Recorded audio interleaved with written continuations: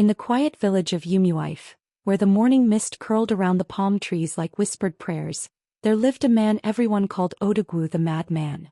His real name had long been forgotten. Children ran from him. Women crossed the road when he approached. Men shook their heads and muttered, "Such a waste of a life." He wandered barefoot, hair tangled like a forgotten forest, clothes torn by time.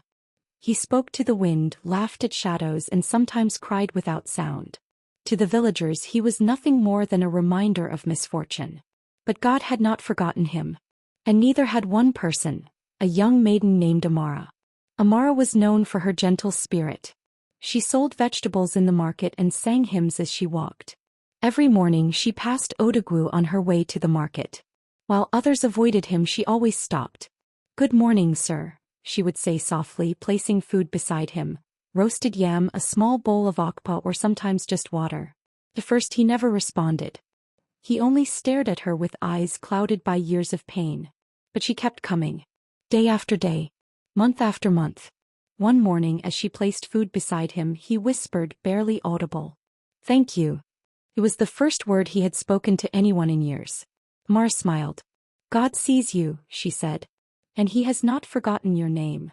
What the villagers didn't know was that Odogwu had not always been mad. Years ago he had been a brilliant young man, strong, wise, and deeply loved. But jealousy is a silent poison.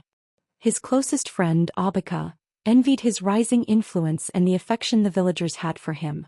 One night, Abika visited a dark herbalist who gave him a charm meant to scatter the mind. Odogwu drank the poisoned palm wine, and by morning his world had shattered. His mind broke like clay in fire. Abika rose in status while Odogwu wandered the village like a ghost of who he once was. But God is a God of justice even when justice takes time.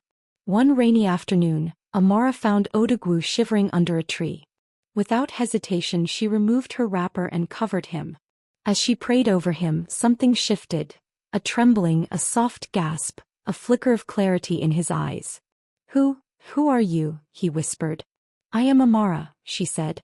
"And God sent me to remind you that you are loved." From that day Odogwu began to change. Slowly, gently, like dawn breaking after a long night. Amara brought him herbs.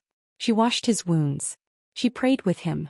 She listened to his broken words until they formed sentences again. The villagers mocked her. "Why waste your time on a madman? You will catch his madness." But she kept going. Love is stubborn like that. One evening, as Odogwu's mind grew clearer, he remembered everything. The betrayal, the charm, the poisoned wine. And he remembered Abika. Word spread quickly. "Odogwu is getting better." Abika panicked. He visited the herbalist again, demanding another charm. But the herbalist refused. "What you did was evil," the old man said. "And the God of heaven has decided to restore him. I cannot fight God." Fear gripped Abika's heart. The village elders summoned Odogwu after hearing of his recovery. He walked into the square clean, calm, and clothed, thanks to Amara. The villagers gasped. Some fell to their knees. Others wept. The chief, an old man nearing the end of his reign, asked, "My son, what happened to you?" Odogwu told his story. The betrayal, the madness, the years of wandering, and the kindness of one maiden who refused to give up on him. The elders turned to Abika. "Is this true?" Abika trembled. I. Before he could speak, he collapsed in tears. "I was jealous.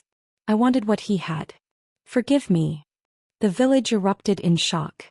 But Odogwu, with a calmness that could only come from God, said, "I forgive you. Not because you deserve it, but because God forgave me first." The villagers murmured. Such mercy was rare. The old chief stood slowly, leaning on his staff. A man who can forgive such betrayal, a man who survived madness, a man restored by God, is a man worthy to lead. He lifted his staff toward Odogwu.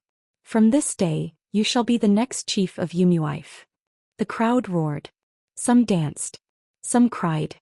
Amara stood quietly, tears streaming down her face. Odogwu walked to her and knelt. "You believed in me when I was nothing.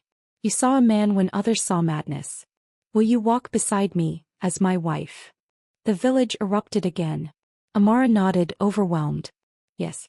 By God's grace, yes." Chief Odogwu ruled with wisdom, humility, and compassion. He built schools, restored farmlands, and ensured justice for all. His first decree was simple. No one in this village shall be abandoned, mocked, or forgotten. Every life has value.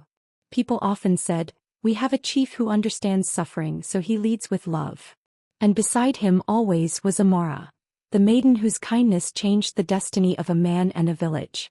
Amara became his wife, and everyone showed respect and addressed her as Lolo, wife of a chief. Kindness is never wasted. God's mercy can rewrite any story. The person the world rejects may be the one God chooses. Love sees what others cannot. Betrayal may delay destiny, but it cannot destroy it.